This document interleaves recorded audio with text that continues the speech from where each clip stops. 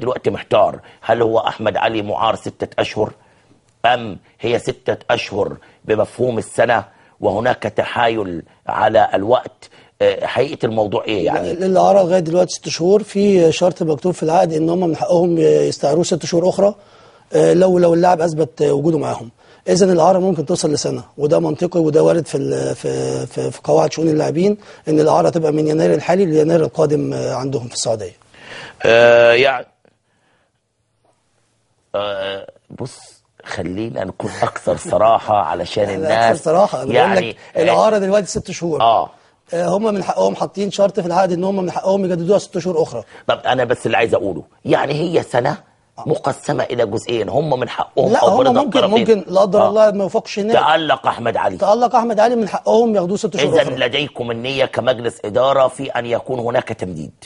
اوكي، موافقين. بس عشان بس نوضح للناس، علشان بس ما تفاجئش الناس. لا، ما فيش اي مفاجاه، والكلام ده معلن. الكلام ده معلن 6 شهور قبل التجديد، 6 شهور اخرى. ده الاتفاق وده اللي في العقد اللي راح للهلال. ال6 شهور الاخرى في حاله تألق احمد علي بالظبط، لان ده كان مقابل 550,000 دولار. هو ال6 شهور الاولانيه 450,000 دولار. ال6 شهور الاخرى 550,000 دولار بالظبط. اصل ما فيش شرط جزائي او ما فيش اعاره بنيه البيع زي ما بعض الجماهير رددت. انا لسه كنت اسالك السؤال ده. لا، اللاعب هيرجع تاني بعد نهايه ال6 شهور الاخرى اللي هي هتنتهي في يناير الجاي بالظبط للنادي الاسماعيلي، ويبقى من حقه يرجع يلعب تاني، او اذا كان هيتباع او يعار. لكن احمد علي